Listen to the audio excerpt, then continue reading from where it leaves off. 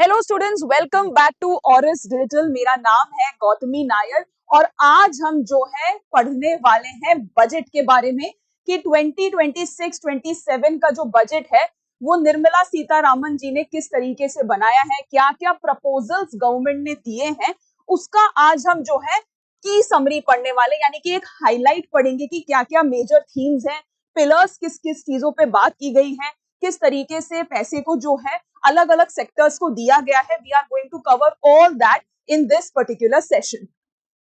सबसे पहले हमारा जो फोकस है, गवर्नमेंट का जो फोकस है वो है 2047 के तरफ, जब हम चाह रहे हैं कि हम एक डेवलप्ड नेशन, एक डेवलप्ड कंट्री बन जाए। और उसी के लिए ही गवर्नमेंट हमेशा बार बार हर स्कीम में यही चीज को प्रपोज कर रही है that we have to be Viksit Bharat, developed Bharat bye 2047। और जितने भी पिलर्स हैं, चाहे वो एनर्जी सिक्योरिटी की बात हो, इंपोर्ट का जो डिपेंडेंस है हमारा जो फॉरेन कंट्रीज पे, उसका जो इंपोर्ट डिपेंडेंस है हम उसको कम करना चाह रहे हैं। डोमेस्टिक मैन्युफैक्चरिंग सेक्टर जो है हम उसको डेवलप करने की बात कर रहे हैं। तो हमारा एम क्या है? एम है कि हमारा एक्शन की तरफ होना चाहिए, रिफॉर्म्स की तरफ हमारा ध्यान होना चाहिए, ना कि सिर्फ बातों पे, ना कि सिर्फ पॉपुलिस्ट मेजर्स पे। हमारा जो ध्यान होना चाहिए अब वो प्रैक्टिकल मेजर्स की तरफ ज्यादा होना चाहिए। ठीक है, यहाँ पे मैंने जो है कुछ बेसिक चीजें भी बजट के बारे में लिखा है। कॉन्स्टिट्यूशन में जो है वर्ड बजट मेंशन नहीं है, कॉन्स्टिट्यूशन में इसका नाम दिया गया है एनुअल फाइनेंशियल स्टेटमेंट। और ये हर साल जो है फाइनेंस मिनिस्टर, इस बार जो हमारी फाइनेंस मिनिस्टर उनका नाम है Nirmala Sitharaman, so she introduced the annual financial statement in the parliament. दोनों हाउसेस में एक साथ ये प्रेजेंट होता है, यानी कि लोकसभा और राज्यसभा दोनों में ये प्रेजेंट करता है फाइनेंस मिनिस्टर। और ये हर साल फाइनेंशियल ईयर कौन से डेट पे होता है? 1 फरवरी को होता है। ये डेट भी हमने चेंज किया है, नए गवर्नमेंट ने ये डेट को भी चेंज किया है। तो अब जो करंट डेट है that is 1 February. So every year on 1 February the budget और the annual financial statement is introduced. ठीक है, इसके बाद अगर हम देखेंगे कभी कभार क्वेश्चंस जो है कॉम्पिटिटिव एग्जाम्स में ये भी पूछते हैं कि किन किन मेजर सेक्टर्स में कितना पैसा एलोकेट किया गया है। तो हो सकता है कि आपको वो क्रोनोलॉजिकली अरेंज करने को कह दे कि किस सेक्टर को मैक्सिमम अमाउंट ऑफ पैसा एलोकेट किया है। तो मैक्सिमम एलोकेशन गया है ट्रांसपोर्ट सेक्टर को, उसके बाद वेरी ऑब्वियसली डिफेंस सेक्टर को गया है। और ये देखा गया है कि ऑपरेशन सिंदूर के बाद जो है डिफेंस टेक्नोलॉजी के ऊपर जो है मैक्सिमम एलोकेशन दिया गया है with in the defence sector. And third is regarding rural development and fourth is home affairs. तो ये चारों जो सेक्टर्स हैं, मैक्सिमम जो बजट का जो पैसा एलोकेट इन्हीं 4 सेक्टर्स को दिया गया है। आगे हम देखते हैं कौन से पिलर्स ऑफ ग्रोथ और डेवलपमेंट पे ध्यान दिया है। तो let's just read out all the pillars one by one. So first is sustaining economic growth. तो इकोनॉमिक ग्रोथ की तो जरूरत है, बट फोकस किस पे किया गया है? ग्रीन इकोनॉमी पे। Green why? Because we need sustainable form of development. Okay, green economy पे बात की गई है, green economy. Okay, next is strengthening the foundations of growth. Foundations कहां पे हमारे प्रेजेंट है? एग्रीकल्चर की यहाँ पे बात हो रही है, रूरल सेक्टर की यहाँ पे बात हो रही है, manufacturing in the rural and in the sub urban districts यहाँ पे बात हो रही है कि हमारी जो फाउंडेशंस हैं वो वो हमको स्ट्रेंथन करने की जरूरत है। यहाँ पे हम हेल्थ को भी रखेंगे, एजुकेशन भी इसी ही पिलर में आता है। ठीक है, आगे देखते हैं कि किस तरीके से पीपल सेंट्रिक डेवलपमेंट है। हम इस पे डिटेल में बात करेंगे in our further slides. Trust based governance की भी बात की गई है। Then ease of doing business and ease of living. Ease of doing business क्यों? ताकि जो फॉरेन इन्वेस्टर्स हैं वो इंडिया में इन्वेस्ट करें।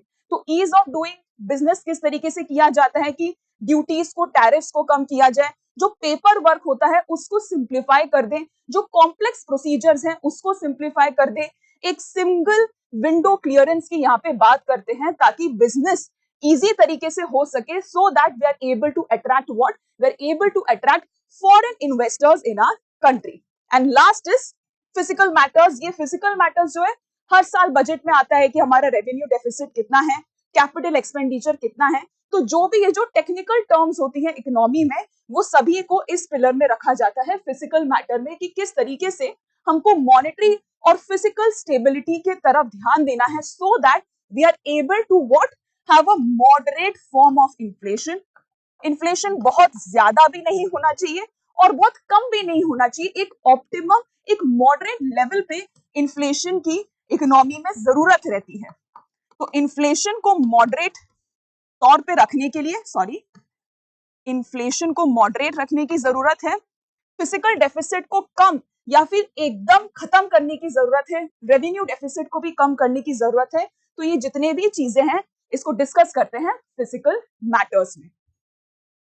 अब हम डिटेल में देखते हैं। सबसे पहले I am going to talk about the manufacturing sector. तो यहाँ पे फोकस किया गया है, India has introduced the India semiconductor mission 2.0। तो लास्ट ईयर जो है या फिर 2021 में, अगर मैं बात करूं 2021-22 के बीच में जो है, हमने बात किया था semiconductor mission 1.0।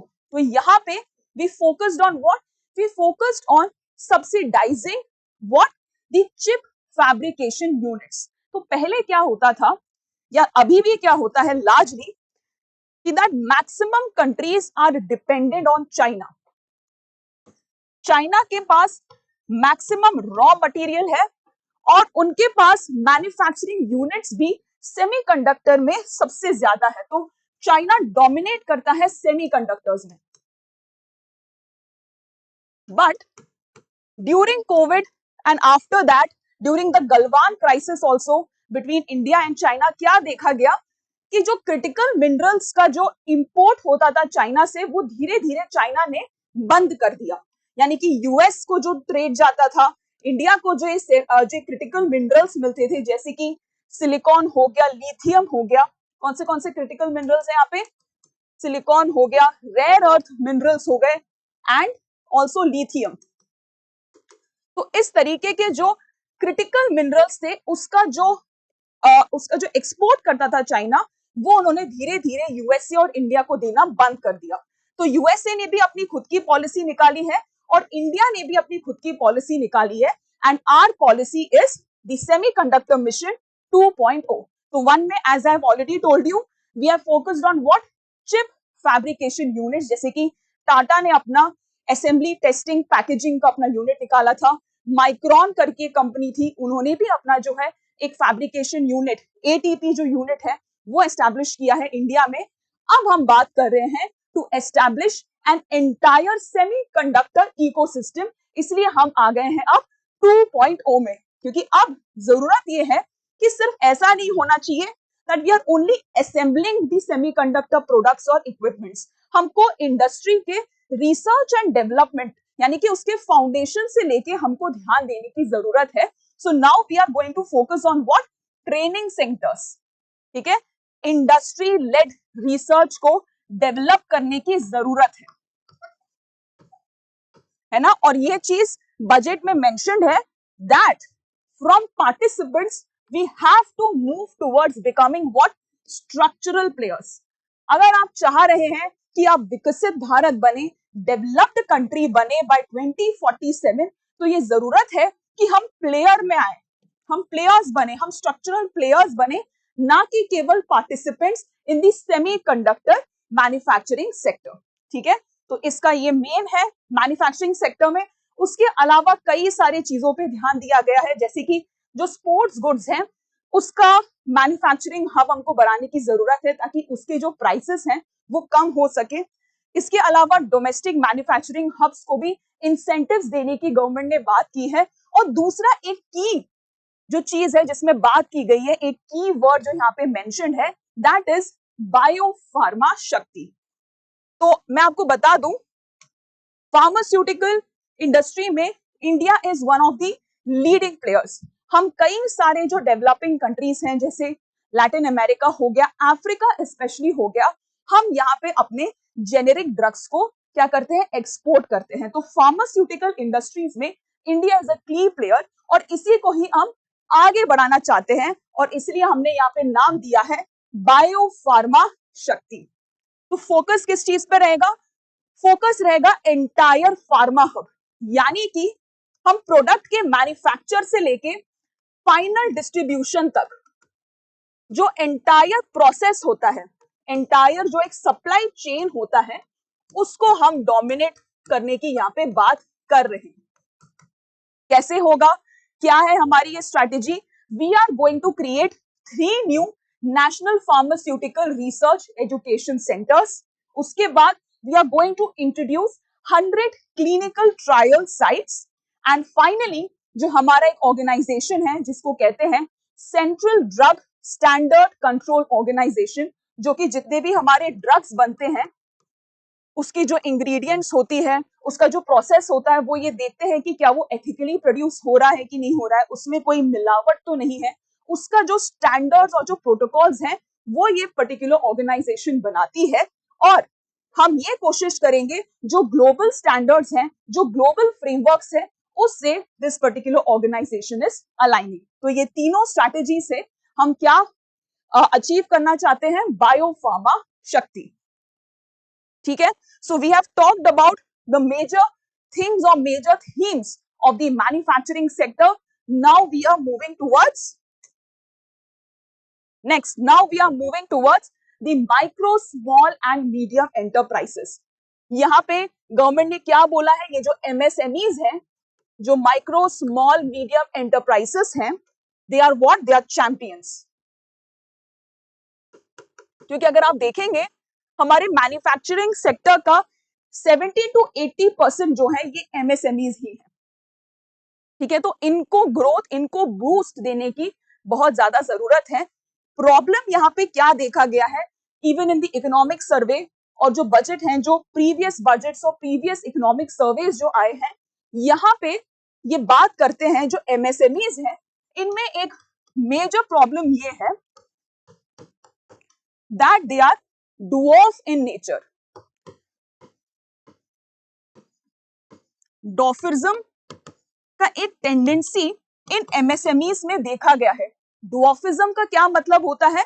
That they don't want to grow into larger industries. ये छोटे ही रह जाते हैं। ये एक पर्टिकुलर लोकेलिटी या एक पर्टिकुलर डिस्ट्रिक्ट या फिर एक स्टेट के लिए ही क्या कर पाते हैं? एम्प्लॉयमेंट जनरेट कर पाते हैं। कोशिश हमारी क्या होनी चाहिए? That we are moving out of this dwarfism tendency so that we are able to create what? We are able to create employment. We are able to create competitive global products.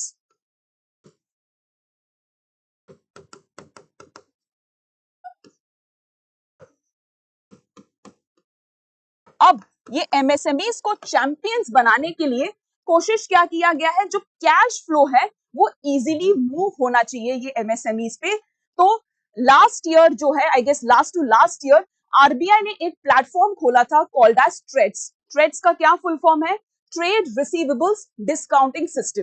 तो ये एक digital platform है जिसके through MSMEs को easily loan मिल सकता है, easily cash उनको receive हो सकता है। तो इसी चीज को वो वेरियस इंस्टीट्यूशंस के साथ लिंक करने की कोशिश कर रहे हैं और ट्रेड्स को ही उन्होंने फर्दर बूस्ट दिया है इस पर्टिकुलर बजट में।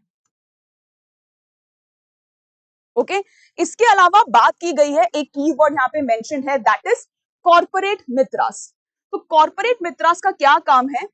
जितने भी बिजनेसेस अब एस्टैब्लिश हो रहे हैं, स्टार्टअप्स बन रहे हैं, एमएसएमईज हैं, उनके लिए किस तरीके से आप बिजनेस को आगे बढ़ा सकते हैं, यानी कि टैक्सेस किस तरीके से पे होते हैं, आपको लेजर्स किस तरीके से मेंटेन करना चाहिए, रजिस्टर्स आपके किस तरीके से मेंटेन होने चाहिए, बिजनेस को आप किस तरीके से फ्लरिश कर सकते हैं, उनको मदद करने के लिए, उनके लिए एक साथी के तौर पे जो है गवर्नमेंट ने इंट्रोड्यूस किया है कॉर्पोरेट मित्रास। और इसको स्पेसिफिकली कहां पे इसको लोकेट करेंगे? टीयर 2 एंड टीयर 3 सिटीज में, यानी कि जो स्मॉल टाउन्स हैं, स्मॉल सिटीज हैं, जो नॉन मेट्रो जो सिटीज है ना, अब जो टाउन्स की तरफ कन्वर्ट हो रहे हैं, तो ये जो टीयर 2 और टीयर 3 सिटीज हैं, वहां पे स्पेसिफिकली फोकस करके बनाए जा रहे हैं what? We are going to develop corporate मित्रास। अब आ जाते हैं आगे। अब what? Energy security, long term energy security. यहाँ पे फोकस देखिए, लॉन्ग टर्म की बात हो रही है। तो जब भी हम देखेंगे लॉन्ग टर्म एनर्जी सिक्योरिटी, बात यहाँ पे हो रही है ग्रीन इकोनॉमी की, है ना। तो यहाँ पे क्या कोशिश किया गया है, जो बेसिक कस्टम ड्यूटीज है उसको कई सारे जगहों से कम करने की कोशिश की है या फिर कंप्लीटली रिमूव करने की कोशिश की है, so that we are able to get the technology which is required to generate clean manufacturing units. For example, अगर बात करें कार्बन कैप्चर यूटिलाइजेशन स्टोरेज, तो ये क्या तरीका होता है, that we are going to capture the carbon dioxide from the environment and that we are then going to utilise in what, in several sectors. तो इसके लिए जो है ये जो पूरा प्रोसेस होता है वो काफी ज्यादा कैपिटल इंटेंसिव होता है। अगर हम बात करेंगे ग्रीन इकोनॉमी की, so that is very much what, capital intensive। तो कैपिटल इंटेंसिव होने के वजह से this is very expensive and a lot of these equipments we are importing from foreign countries. तो इसी वजह से कस्टम ड्यूटी को कम करके we are going to ensure what, long term energy security. तो यहाँ पे आप देख सकते हैं बायोगैस ब्लेंडेड सीएनजी पे सेंट्रल एक्साइज ड्यूटी को कम किया गया है। इसके अलावा जितने भी और ग्रीन इकोनॉमी में जितने भी चीजें, for example nuclear power projects हो गए, यहाँ पे भी गवर्नमेंट ने जो है बूस्ट दिया है। लिथियम आयन सेल्स, लिथियम जो है हमारे देश में है ही नहीं, we have very less what lithium in our country. तो और उस वजह से क्या है कि जो हमारे जो बैटरीज होते हैं we are not producing in our country, we are importing this from foreign countries. तो इस वजह से जो है जो लिथियम आयन बैटरीज के जितने भी क्या है मैन्युफैक्चरिंग करने के लिए हमको जो इक्विपमेंट्स की जरूरत है उस पे भी जो है ड्यूटी को, टैक्स को जो है कम किया गया है। इसके अलावा अर्बनाइजेशन में अगर हम देखेंगे क्या है कीवर्ड यहाँ पे है ग्रोथ कनेक्टर्स। तो we are going to make 7 high speed rail corridors जिसमें we are going to cover connect several cities, जैसे कि यहाँ पे मेंशन्ड है पुणे हैदराबाद मेंशन्ड है, मुंबई पुणे मेंशन्ड है, हैदराबाद चेन्नई। तो इस तरीके से government is going to make 7 high speed rail corridors. और इसके अलावा अगेन जैसे हमने देखा था कॉर्पोरेट मित्रास में भी फोकस जो है छोटे टाउन्स और छोटे सिटीज के तरफ है, यहाँ पे भी अर्बनाइजेशन का जो फोकस होने वाला है वो टीयर 2 और tier 3 cities as well as temple towns में होने वाला है। फॉर एग्जाम्पल वाराणसी हो गया, नीचे जो है मदुरई हो गया, ये जो टेम्पल टाउन्स होते हैं वहां के इकोनॉमी को ग्रो करने की बात इस बार के बजट में हुई है। Now next is agriculture.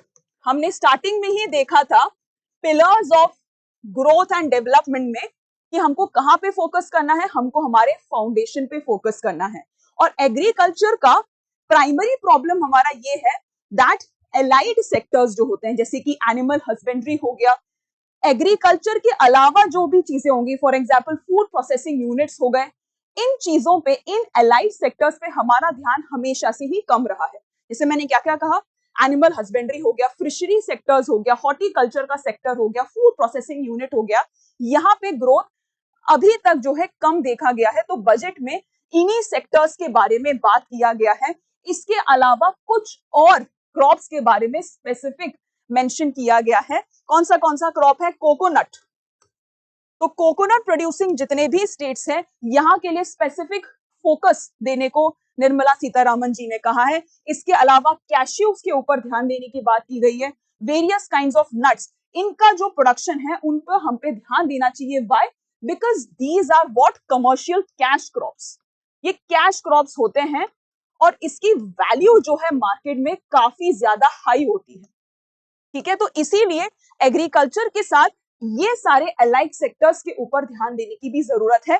Coconut हो गया, कैश्यू हो गया, then various kinds of other nuts, उसके अलावा सैंडलवुड के पे भी ध्यान दिया गया है। ठीक है, और इसके बाद as it has been repeatedly seen in the budget, in the 3-4 years of budget, technology को क्या करना है, इसको लिंक करना है हमारे एग्रीकल्चरल सेक्टर के साथ, ताकि क्या हो, इंफॉर्मेशन हमारे फार्मर्स के पास जल्दी पहुंचे, जो लोन्स हैं, जो कैश है, वो through what, through digital payment platforms, वो फार्मर्स के पास जल्दी पहुंचना चाहिए। उनको जो बेनिफिट्स है उनको जो गवर्नमेंट बेनिफिट्स हैं सॉरी उनको जो गवर्नमेंट बेनिफिट्स हैं वो भी ये डिजिटल प्लेटफॉर्म्स के थ्रू जल्दी, ताकि फार्मर्स के पास ये चीज पहुंचे, इसीलिए टेक्नोलॉजी और एग्रीकल्चर को लिंक करने की जरूरत है और इसी का ही नाम दिया गया है भारत विस्तार। ठीक है, अब हम आगे बढ़ेंगे towards other sectors, specially towards the service sectors. अब यहाँ पे जो है I am going to focus on the education sector, on the employment sector. अब देखते हैं कि यहाँ पे क्या क्या गवर्नमेंट लेके आई है। अगर मैं स्टैटिस्टिक्स की यहाँ पे बात करूं तो इंडिया में ओवरऑल अनएम्प्लॉयमेंट रेट जो है ओवरऑल वो है तकरीबन 4.8%। बट अगर मैं यूथ अनएम्प्लॉयमेंट की बात करूं, यानी कि जो लोग 15 से 29 या फिर 25 इयर्स के बीच में जो लोग आते हैं, 15 से 25 29 इयर्स के जो बीच में आते हैं, जो यूथ अनएम्प्लॉयमेंट रेट है इंडिया का, दैट इज अप्रोक्सीमेटली 14.4%। तो आप ये गैप देख सकते हैं कि कितना ज्यादा है। तो निर्मला सीतारामन जी ने एक कोड दिया है that we have to move what, we have to move in this direction, direction of education, employment and enterprise. तो इसी के लिए ही क्या किया है, एंटरप्राइज के लिए क्या किया गया है, एम्प्लॉयमेंट के लिए क्या किया गया है, हमको वो सेक्टर्स देखने चाहिए जहां पे गैप्स हैं, यानी कि ऐसे कई सारे सेक्टर्स हैं जहां पे हमको हाई स्किल की जरूरत है बट स्टिल दे आर अंडरस्टाफ। तो गवर्नमेंट का अब क्या होगा, अब ये प्रायोरिटी गवर्नमेंट ने निश्चित किया है that we are going to make high power level पे हम कमिटीज बनाएंगे। ये कमिटीज जो है उन सेक्टर्स को अब नोटिस करेगी जहां पे हाई स्किल की जरूरत है बट दे आर स्टिल अंडरस्टाफ, और यहाँ पे हम एम्प्लॉयमेंट जनरेट करने की कोशिश करेंगे। सबसे पहला वादा इन्होंने ये किया है। अब दूसरा अगर हम देखेंगे, now government has accepted that AI is everywhere. तो एआई को जो है एजुकेशन में ही, यानी कि प्राइमरी और सेकेंडरी लेवल में ही पढ़ाने की कोशिश करेंगे। AI is now going to be within the curriculum itself. और आपको अब जो चीज ध्यान में रखनी है, हो सकता है कि आपको एग्जाम्स में पूछा जाए, that is what is orange economy. अभी तक हमने जो है ग्रीन इकोनॉमी पे बात की है, ब्लू इकोनॉमी हमने देखा है, केयर इकोनॉमी हमने देखा है। अब गवर्नमेंट एक और तरीके की इकोनॉमी की बात करी है and that is orange economy, क्योंकि अब जो है गवर्नमेंट इज नाउ रियलाइजिंग कि content creation, artificial intelligence, technology कितना ज्यादा इंपॉर्टेंट हो गया है। So now government is going to focus on what,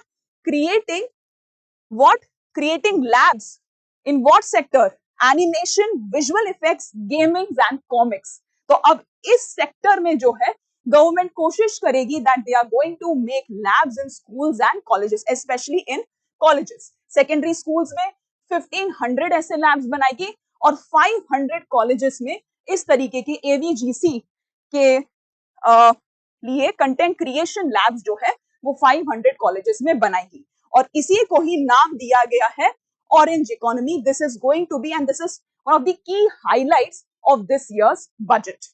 ठीक है, अब स्पोर्ट्स में भी जैसे हम पहले देख चुके हैं, हम डोमेस्टिक मैन्युफैक्चरिंग हब पे ध्यान देंगे, जो कि जो इक्विपमेंट्स का जो प्राइस रेट है वो कम हो जाए, and we are going to focus on what, खेलो इंडिया मिशन, ताकि हम हर डिस्ट्रिक्ट से, हर लोकल लेवल से, हर छोटे छोटे टाउन से we are able to generate excellent players, international players. ठीक है, तो ये थी बात एजुकेशन, एम्प्लॉयमेंट, एंटरप्राइज की। किस पे हम लोग ध्यान देंगे, सब सेक्टर्स पे ध्यान देंगे जहां पे अभी गैप्स हैं, and government is now going to focus on orange economy. Okay, इसके अलावा एजुकेशन में और क्या क्या किया गया है, नाउ निर्मला सीतारामन जी ने ये बोला है we are going to create university townships. तो यहाँ पे क्या होगा, multiple universities, colleges, residential platforms, industrial corridors, ये सभी जो है इस पर्टिकुलर टाउनशिप में रहेंगे। यानी कि फोकस यहाँ पे क्या किया गया है कि अब जो कॉलेजेस हैं उनका एक्सपोजर इंडस्ट्रीज के साथ होना चाहिए। ऐसा क्यों है, बिकॉज इस साल का अगर आप इकोनॉमिक सर्वे देखेंगे या फिर पिछले साल का भी देखेंगे, गवर्नमेंट ने ये बोला है कि जॉब्स तो हैं, बट प्रॉब्लम ये है कि जो बच्चे ग्रेजुएट होके कॉलेजेस से निकल रहे हैं उनको इंडस्ट्री का जो डिमांड है they are not able to meet, यानी कि इंडस्ट्री की कुछ और डिमांड्स हैं, इंडस्ट्रीज में कुछ और स्किल्स की जरूरत है, आपके पास डिग्रीज तो है but you are not able to meet these demands. तो इसको सॉल्व करने के लिए, ये प्रॉब्लम को सॉल्व करने के लिए अब बात की गई है यूनिवर्सिटी टाउनशिप्स की। यस, और इसके बाद दूसरा प्रॉब्लम, गर्ल्स सेफ्टी को देखते हुए, ताकि गर्ल्स बाकी शहरों में जाके, टाउन्स में जाके पढ़ सके, उनकी पढ़ाई इस वजह से ना रुक जाए बिकॉज ऑफ देयर सेफ्टी, इसीलिए गवर्नमेंट ये अभी इंश्योर करेगी कि एवरी डिस्ट्रिक्ट में there needs to be what, girls hostels. ठीक है, अब ये बात थी एजुकेशन सेक्टर की within the service sector, employment की within the service sector. Now we are going to see another key sector, another sunrise sector, that is the tourism sector. तो यहाँ पे गवर्नमेंट ने कुछ important sites का नाम लिया है, जैसे कि आदि चंदलूर हो गया, इसके अलावा राखीगढ़ी, लोथल, ले पैलेस, सारनाथ, इसके अलावा और भी आर्कियोलॉजिकल साइट्स का गवर्नमेंट में यहाँ पे मेंशन्ड है। तो here what we are going to make, here we are going to make cultural hubs, ये बनेंगे बिग कल्चरल साइट्स जहां पे we are going to have what, an immersive experience. अगर आप अभी इन साइट्स को जाके देखेंगे, they are not that well developed. अगर आप इंटरनेशनल म्यूजियम्स देखेंगे, इंटरनेशनल आर्कियोलॉजिकल साइट्स देखेंगे, तो आप देखेंगे कि कितने अच्छे से वेल डेवलप रहते हैं, टेक्नोलॉजी का कितना अच्छा इस्तेमाल होता है इन साइट्स पे। तो यही सेम स्टैंडर्ड जो है हम इन आर्कियोलॉजिकल साइट्स में भी लाने वाले हैं। इसके अलावा और क्या कहा है कि कुछ जो स्पेसिफाइड आर्कियोलॉजिकल साइट्स हैं, उनके टूरिस्ट गाइड्स को भी हम ट्रेन करेंगे, आईआईएम में ट्रेन करेंगे, कुछ 12 से 14 वीक का एक ट्रेनिंग टाइम हम रखेंगे और आईआईएम में इन पर्टिकुलर टूरिस्ट गाइड्स को जो है हम ट्रेन करेंगे। इसके अलावा और कई सारे चीजों पे मेंशन्ड है। अगर आप देखेंगे एनवायरमेंट और टूरिज्म को भी लिंक किया गया है। तो India is one of the key members of the global big cat summits. तो यहाँ पे जो है क्या हमने क्लेम किया है that India is going to host the first ever global big cat summit. Big cats कौन से होते हैं? Lions, tigers, leopards, cheetah, snow leopards, ये जितने भी बिग कैट्स होते हैं उसकी एक रेंज कंट्री है और इंडिया भी इसी रेंज का पार्ट है। So now India is going to host the first global big cat summit. इसके बाद ये बहुत इंपॉर्टेंट मुझे ये चीज लगी that now we are going to focus on the development of Buddhist circuits. अगर आप जितने भी हमारे फार ईस्ट नेशंस हैं, जैसे कि कंबोडिया हो गया, वियतनाम हो गया, मलेशिया, इंडोनेशिया, ये जितने भी कंट्रीज हैं जो कि बुद्धिज्म रिलीजन को फॉलो करते हैं, वहां पे ये जो टूरिज्म है बुद्धिज्म से रिलेटेड काफी ज्यादा अच्छा है। बट बुद्धिज्म जो रिलीजन है वो इंडिया में इंट्रोड्यूस हुई थी, बट अगर आप देखेंगे कितने कम साइट्स हैं जहां पे बुद्धिज्म को अच्छी तरीके से प्रमोट किया जाता है, बहुत ही कम है इंडिया में। तो ये एक मुझे लगता है कि एक अच्छा स्टेप है जहां पे we are going to develop Buddhist circuits in the north east region of our country. ठीक है, तो यहाँ पे हो गई टूरिज्म सेक्टर की बात। अब आगे देखते हैं, मैंने दो चीजों को क्लब किया है, that is one is people centric development. Already हम देख चुके हैं कि किस तरीके से एजुकेशन में, एम्प्लॉयमेंट में हमने बात की है पीपल सेंट्रिक डेवलपमेंट की, बट यहाँ पे कुछ लोग या फिर एक ग्रुप ऑफ लोग मिस्ड आउट थे एंड दे वर दिव्यजन्स, और जो हम फॉर्मल एक टर्म बोलते हैं that is persons with disabilities. But यहाँ पे फोकस हम पर्सन्स विद डिसेबिलिटीज पे भी करने वाले हैं, उसके लिए भी कई सारे स्कीम्स और कई सारे प्रपोजल्स इस बार के बजट में दिए गए हैं। साथ ही फिजिकल हेल्थ के साथ फिजिकल हेल्थ सेक्टर को डेवलप करने की बात की गई है। साथ ही यहाँ पे फोकस इस बार शायद पहली बार बजट में हो रहा है about mental health as well. So we are going to what set up newer institutes in the north region। अगर हम नॉर्थ रीजन की बात करें, शायद एक भी मेंटल हेल्थ रिसर्च इंस्टीट्यूट्स नहीं एस्टैब्लिश्ड हैं। तो now we are going to set up national mental health institutes as well, जहां पे we are going to focus to create more development in other newer allied medical sectors as well. अब इसके बाद trauma care centres की भी बात की गई है, यहाँ पे केयर इकोनॉमी की बात की गई है, यानी कि now we are going to what, link this care economy with the national skill qualification framework, जिसको हम शॉर्ट फॉर्म में कहते हैं NSQF। तो NSQF में जो है जितने भी लोग एल्डरली लोगों को केयर करते हैं, जितने भी लोग केयर सर्विसेज में इन्वॉल्व हैं, इसको हम रिकॉग्निशन देंगे और जो भी स्किल वो लोग लर्न करेंगे ट्रेनिंग सेंटर्स में उसको हम करेंगे सर्टिफाई। और यही सर्टिफाइड लोग जो है अब एल्डरली लोगों की मदद करेंगे। जितने भी केयर सेक्टर्स हैं वहां पे इन लोगों को एम्प्लॉय करने की जरूरत है, क्योंकि क्या हुआ है AI में जो है मैक्सिमम जितने भी टेक्नोलॉजी रिलेटेड जॉब्स हैं उनको तो उन्होंने हड़प लिया है, बट एक जो सेक्टर है वो अभी भी क्या बोल सकते हैं अनटच्ड है विथ टेक्नोलॉजी और AI, and that is the care economy, care service sectors जो हैं। तो जितने भी केयर सर्विस सेक्टर्स हैं उनको रिकॉग्निशन देने की जरूरत है और इसी का ही जो है स्कोप जो है इस बार बजट में दिया गया है। अब अगर मैं बात करूं ट्रस्ट बेस्ड गवर्नेंस की, तो यहाँ पे लार्जली जो है जितने भी हमारे एक्सपोर्टर्स और इंपोर्टर्स, जितने भी हमारे ट्रेडर्स हैं, उनके लिए कुछ बेनिफिट्स यहाँ पे मेंशन्ड है, काफी डिटेल्ड में इसको दिया गया है। इन शॉर्ट अगर मैं बताऊं, यहाँ पे मैंने जैसे लिखा है जितने भी हमारे वेरीफाइड इंपोर्टर्स हैं उनका जितना भी कार्गो इंडिया में एंटर करता है अब उसको सीमलेस तरीके से करने की कोशिश की है, सो दैट उनको बार बार अपनी चीजों को वेरीफाई करने की जरूरत ना पड़े, बार बार उनको जो है बड़े बड़े लंबे लंबे लाइन में ना खड़ा रहना पड़े। तो उनका जो काम है उसको इजीली अप्रूव करने के लिए, easily so that it is getting what approved and channelised through the proper structure. इसीलिए यहाँ पे बात की गई है ट्रस्ट बेस्ड गवर्नेंस की। जितने भी हमारे इंपोर्टर्स और ट्रेडर्स ऑलरेडी सारे नेशनल स्टैंडर्ड्स, सारे इंटरनेशनल स्टैंडर्ड्स को फॉलो करते हैं, उनको कुछ इंसेंटिव्स, उनको कुछ बेनिफिट्स देने की बात की गई है। यहाँ पे फोकस किस चीज पे हो रहा है? ईज ऑफ डूइंग बिजनेस पे। इफ यू रिमेंबर हमने पिलर देखा था ईज ऑफ डूइंग बिजनेस, वो डायरेक्टली इससे रिलेटेड है। ओके, अच्छा, I've already written this, yeah. So ease of doing business. तो ठीक है, यहाँ पे आप देख सकते हैं जितना भी जो कस्टम वेयरिंग हाउसेस हैं, यहाँ का जो काम है उसको स्पीड अप करने की जरूरत है, सो दैट हमारे जो प्रोडक्ट्स हैं, हमारे जो गुड्स हैं, they are not getting what stored for a very long time. तो उस वजह से क्या होता है, जब प्रोडक्ट्स हमारे फाइनल डेस्टिनेशन पे रीच नहीं कर पाते हैं ऑन टाइम, उस वजह से जो ट्रांजैक्शन कॉस्ट होता है इकोनॉमी में वो बढ़ जाता है, और जो ट्रांजैक्शन कॉस्ट होता है वो गवर्नमेंट को बियर करना पड़ता है, और इसी वजह से जो प्रोडक्ट्स का जो प्राइस होता है, जो गुड्स का जो प्राइस होता है वो बढ़ जाता है। तो अगर हम इन कस्टम बेयरिंग हाउसेस के ऊपर ध्यान देंगे, अगर हम इन सभी चीजों को और ज्यादा सीमलेस तरीके से, फास्टर तरीके से अगर हम चीजों को कर सकेंगे, तो ट्रांजैक्शन कॉस्ट कम होगा, हमारे गुड्स का जो प्राइस है वो कम होगा, and they are going to be more competitive in the global supply chain. तो हमारा जितना भी ध्यान है वो यही है कि हम अपने इंडिया को विकसित बना सके,